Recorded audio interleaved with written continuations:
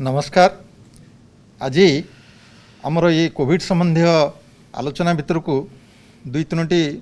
भारी गुरुत्वपूर्ण विषय आम आनीचु। सेटा होची जे कोविड जदिओ आम राज्य बा देश में टिके कमिबा को आरंभ करिछि,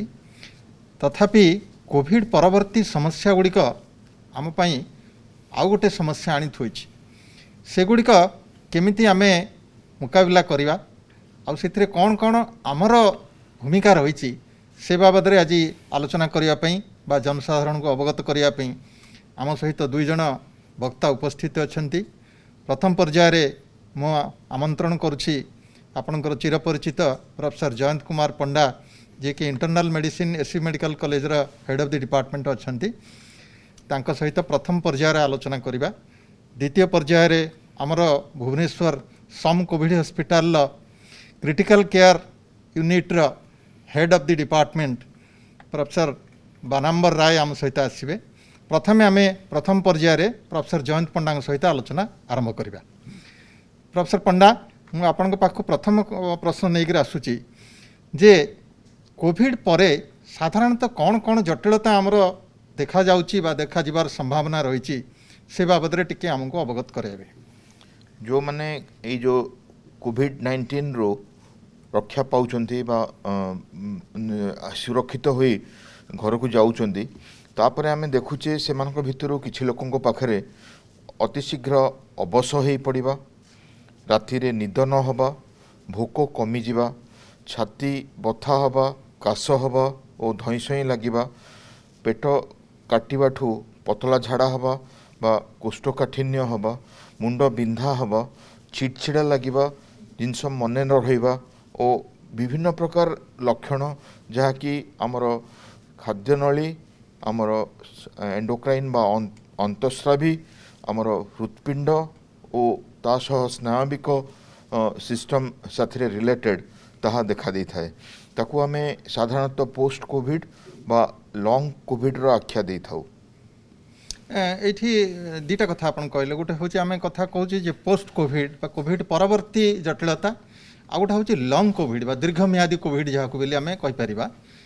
ए दीटा जाक कोन समान जिनिस ना एथिरे किछि फरक अछि? काहाको आमे प्रकृत रे दीर्घम्यादी कोविड बेले कहबा? कोविड परे जो सब लक्षण रही थाए ताहा जदि 3 मास बा पाखापाखी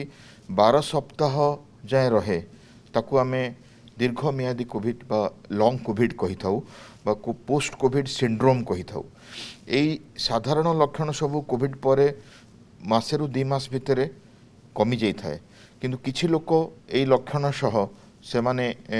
लॉन्ग कोविड अवस्था को जाई थांती और ता परे मध्य चिकित्सार आवश्यकता करिथांती। अच्छा, कोविड परवर्ती जो जटिलता सब अच्छी विभिन्न प्रकार जटिलता ताको आमे मुख्यतः केते भाग रे विभक्त करि परिबा? आमे जानिचे कोविड मुख्यतः आमर निश्वास प्रश्वास छाती और श्वासनली को आक्रांत करिथाए। तेणु अनेक कोविड परर समस्या यही श्वासनली संपृक्त होता है, जमती कि काश हवा,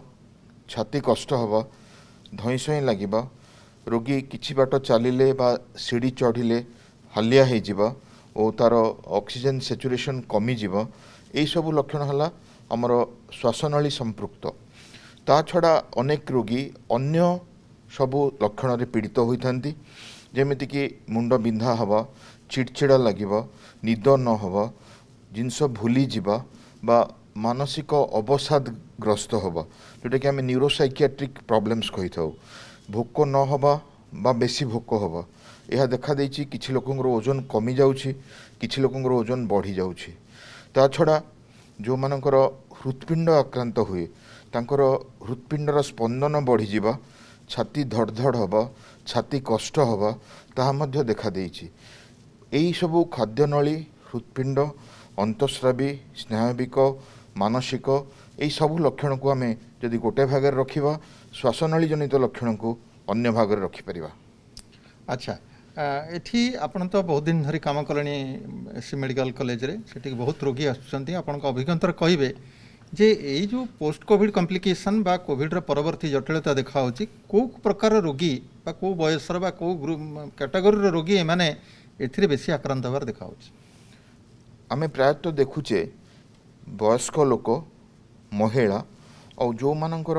गुरुतर रोग रही जेमिति कि से माने अनेक दिन धरी आईसीयू रे बा वेंटिलेटर रे चिकित्सित अछंती 2-3 सप्ताह परे बा 1 मास परे डाक्तरखाना आसुछंती सेमानक क्षेत्र रे एई जो लॉन्ग कोविड सिम्पटम्स हबार संभावना बेसी रहुछि। ता छड़ा जो मानकर कोमॉर्बिडिटीज अछि बा जटिलता अछि जहा कि डायबिटीज हे पारे, हृदरोग हो पारे, किडनी रोग हो पारे, श्वास हो पारे, कैंसर हो पारे बा कोनोसी कोलाजन भास्कुलर डिजीज हो पारे। एई सबु रोग थिले वयस्क लोक होइथिले बा गुरुतर होई अनेक दिन चिकित्सित होइथिले बा प्रथमरु बेसी लक्षण युक्त होई अति शीघ्र सामान्य मध्यमरु गुरुतर अवस्था को जाइथिले सेमानकर पोस्ट कोविड लक्षण आसे और से माने बेसी दिन चिकित्सा आवश्यक करथांती। अच्छा कि देखा होची एमती वर्तमान जे किछि लोक प्रथमे एडमिशन होउचंती आपाततः भल हो जाउचंती डिस्चार्ज भी हो जाउचंती घर को पुणी किछि दिन पर सेमानक पाखरे लक्षण प्रकाश पाउची पुणी आसी सेमाने द्वितीय बार डाक्तरखाना एडमिशन होवा दरकार पड़ुची एमती काहे के होची जेहेतु आमर विभिन्न अंग प्रत्यंग यही कोविड जो आक्रांत होची प्रथमे आमे भावुथिले यह गोटे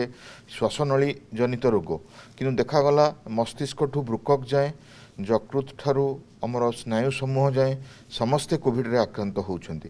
तो चिकित्सार प्रभाव रे से माने किछि मात्रा रे उन्नति करिथांती बा सामान्य अवस्था को आस्थांती और गला परे जेतेबेले तांकर निजर देहर रोग प्रतिरोधक शक्ति सेई भूताणुर जो अंश विशेष थाए देहरे ताको आक्रमण करे रोगी गुरुतर हबार संभावना थाए ताको आमे साइटोकाइन स्टॉर्म कहि थाउ। ताहा देखा जाए प्रथम सप्ताह रे भूताणुर प्रभाव देहरे रहे जेमिति कि ज्वर काश कफ छाती बथा धई सई रहइबा किंतु द्वितीय तृतीय सप्ताह रे ए साइटोकाइन स्टॉर्म आसी जाए देहर जो रोग प्रतिरोधक शक्ति भूताणु विरुद्ध रे युद्ध करबा आरंभ करंती और युद्ध जदि बेसी हो जाए बा डिस्प्रपोर्शनेटली लंबा हो जाए ताहले रोगी गुरुतर हबार संभावना थाए रोगी आवश्यक स्थले पुणी एडमिशन है आईसीयू को जीवार संभावना थाए। भल कथा गोटे कहले जे आउ टिके ताकू आमे प्रांजल करदबा जे रोगीर देह होची युद्ध क्षेत्र सेठी जो पक्ष शत्रु पक्ष हारू कि तार विपक्ष पक्ष हारू सेतरे किछि कहबार नाही किंतु युद्ध जदि अति भयंकर हला से युद्ध भूमि रे मध्य निश्चित भाव क्षति हबो सेही अनुसार आमर शरीर मध्य क्षति होची जो कथा सार बुझेले मु जा बुझिली एतिक। अच्छा वर्तमान आमे जिबा जे पिला माने तो आमर आक्रांत होउचंती द्वितीय लहर बेले पिला मान क्षेत्र में भी कौन लंग कोविड देखा जाउची साधारणतः शिशु मानकर लंग कोविड कम देखा जाए तार कारण है तांकर जो रोग प्रतिरोधक शक्ति संपूर्ण भाव में विकसित हो न थाए तेणु जो द्वितीय पर्यायर युद्ध तांको क्षेत्र में कम हुए किंतु तथापि देखा देइछि जो स्मेल टेस्ट चली जिबा बा अबस लागिबा छाती कष्ट हवा यह मध्य 4 सप्ताह रु 6 सप्ताह धरी सेमानकु आक्रांत करिछि। अच्छा लंग कोविड भोगुवा बेले रोगी को कोविड अन्य को से कोविड संक्रमण करिवार के दूर संभावना अछि जेतेबेले लंग कोविड फेज रे अछि रोगी से अन्य जन को रोग संक्रमण करि पारिबो कि आमे जानिचे जे कोविड रे आक्रांत हबार 12 दिन परे रोगी आउ संक्रामक नुहंती तेणु जेतेबेले एही आइसोलेशन बा एकांतवास संपूर्ण होइथाय बा रोगी 12 दिन परे लक्षण युक्त हेले मध्य आइसोलेशन रु बाहर को आस्थांती सेमाने आउ संक्रमण करिवार संभावना न थाए सेही परिस्थिति रे मु कहिबी ए जो पोस्ट कोविड बा लंग कोविड रोगी संक्रामक नुहंती बा तांकोठु रोग व्यापीवार आशंका नाही। अच्छा ये गोटे कथा प्रश्न आसूची मन को जे जड़े लोक जे लंग कोविड भोगुची से प्रकृत रे लंग कोविड भोगुची ना नाई आउ थर कोविड संक्रमित होइछि ये दुईटा भितर आमे केमिति फरक जानिबा अनेके एही समस्या नहीं आस्थांती से माने भावंती बोधे तांको आउ थरे कोविड हे गला कहीं ना किछि मात्रा रे ज्वर आसे छाती कष्ट हुए धईसई हुअंती तो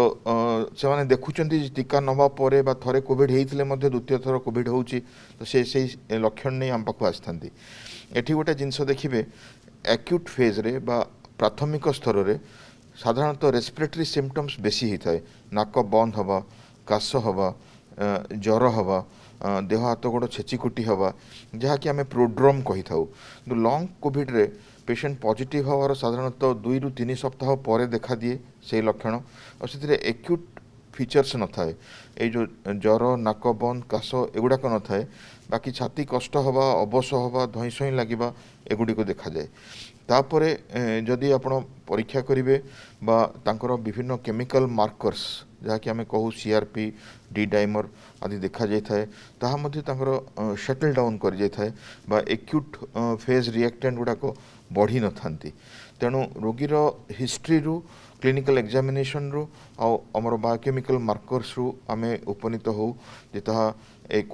सेकेंड अटैक बा यह गोटे पोस्ट कोविड। अच्छा ये जो लंग कोविड कथा आम कहूँ से पुणी मुक्त हाँपी संपूर्ण भाव में भल हाँपी रोगी की केते दिन समय लग पारे यह निर्भर करे जे से केते गुरुतर अवस्था पीड़ित अच्छा जहाँ आम आलोचना कले जो माने सामान्य बा मध्यम रोगर आक्रांत होती से माने अति शीघ्र भल हो जाती कि जो माने गुरुतर रोग आक्रांत होती अनेक दिन धरी वेंटिलेटर रे बा आईसीयू रे थांती बा सेमानकर छातीर अनेक अंश नष्ट हो जाए बा परे साइटोकाइन स्टॉर्म रे आक्रांत होवार संभावना थाए तांको बेसी दिन लगे भल होवाई किंतु साधारणतः अधिकांश लोक 1 मास रु 3 मास भितरे सुस्थ हो जाती जो माने ता परे आवश्यक करती तांकर समस्या अनुजाई तांको परीक्षा करी चिकित्सा करा जाए।